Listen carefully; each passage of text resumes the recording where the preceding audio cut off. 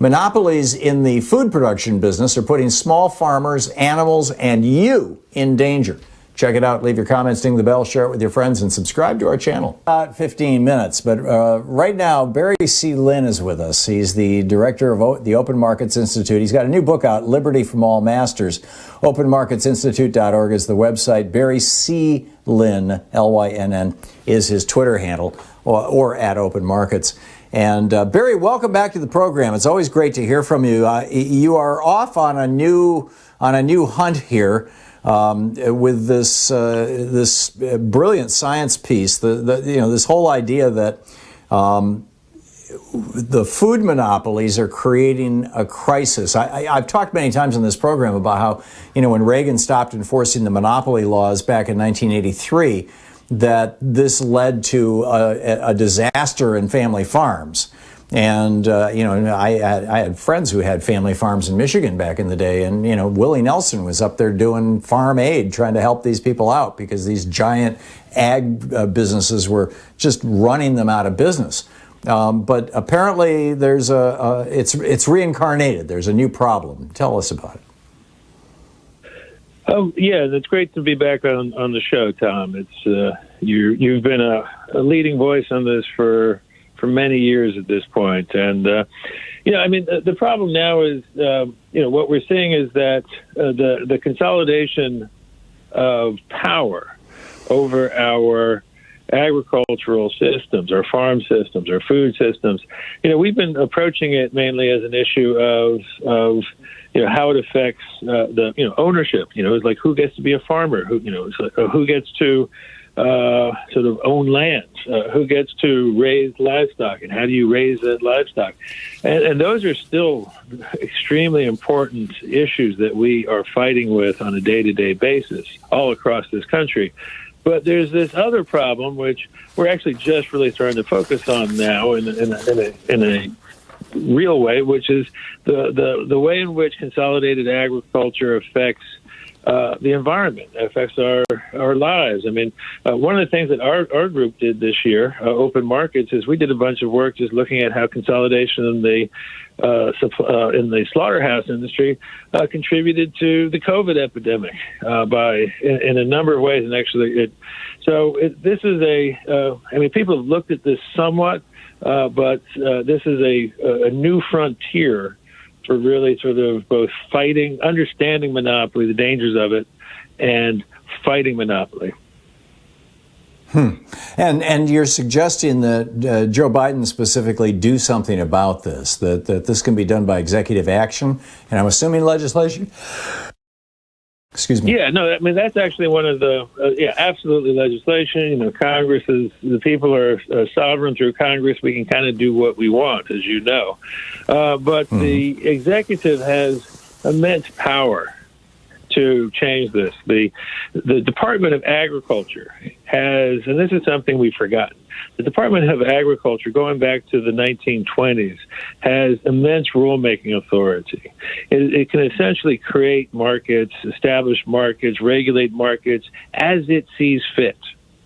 And that means that it can, if it wants to make sort of essentially outlaw Tyson's, if it wants to outlaw JBS, if it wants to outlaw Smithfield, it can do so.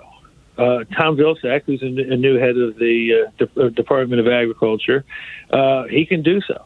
And there's that's something that our group has looked at in great depth, which is the rulemaking authority of the executive. Has Vilsack's nomination passed through the Senate yet?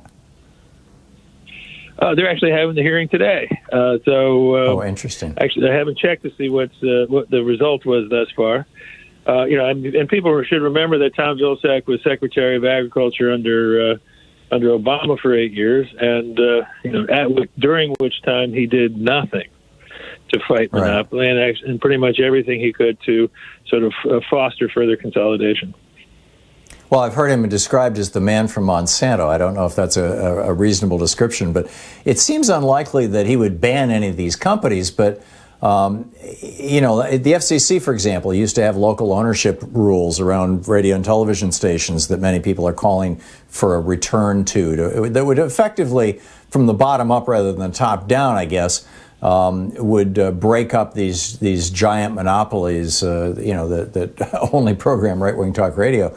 Would it not be possible to do something like that? I mean, what are the specifics of policy that you'd like to see put into place that would protect the family farm and also perhaps minimize the massive environmental damage, both locally in terms of waste and globally in terms of emitted methane, that's being done by these massive hog, beef, and chicken operations that are owned by this small handful of very wealthy companies? Yeah, and actually just simply moving towards a more diversified, more distributed farming system, actually, for small family farms, just moving physically towards a system that reinforces the small family farm, and how do we do that? When it comes to livestock, that can be, it's like that immediately begins to deal with a lot of the environmental problems, because you're actually distributing waste. You're distributing, across the landscape. You're not concentrating it in a couple of places. You're not putting all this amazing stress on a couple of uncertain sort of water supplies, under certain parts of our country. But how do you do that? Again, it's like, we can do this legislatively. The Thom Vilsack can begin to do this tomorrow. Or as soon as he sits down in that seat, he can begin to use the power that was put into the USDA by Congress for precisely crises such as this. Now, you say, well, is he going to do it? Well, Thom Vilsack has shown no inclination whatsoever to actually do it. But the Biden administration, we've seen a lot of good action, a lot of good intent on their part in actually dealing with monopoly. And they seem to be elevating a number of very good people in different positions across the executive. So there are people in the White House who we are pretty confident have some inkling of how bad the situation is. And so there is an opportunity here for the White House, for Joe Biden, basically to call his friend Thom Vilsack and say, Tom, why don't you really start to use your power and fix this? Yeah. Barry, we're talking with Barry C. Lynn. We have about a minute and a half left, Barry. What's the appropriate response to this? Is it to say no livestock operation can have more than 1,000 animals, or that no agricultural operation can be bigger than 1,000 acres? Or, I mean, how do you do it? What's the entry point? Well, in the old days, it's like every farm was about 160 acres. This is one of the very first laws in the United States. The Northwest Ordinance, that's what when we plotted out the land, we cut it into 160-acre sections.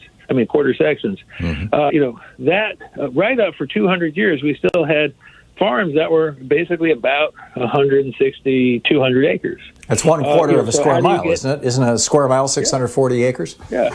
Yeah. Okay. Yeah. So it's like we can actually begin to do this right now, just sort of by limiting the power of the processors. The processors, it's actually the retailers and the processors are the ones that have exercised power over the farming system that has resulted in this pressure on farmers to consolidate, this pressure that has driven thousands, tens of thousands, millions of farmers off their land. So what we've seen is this mass expropriation of American farmers, this mass sort of displacement of American farmers, and we can reverse that now. The power is in Biden's hands. And for the first time, I think we have a president who understands that he can do this. We'll see if he does. That's great.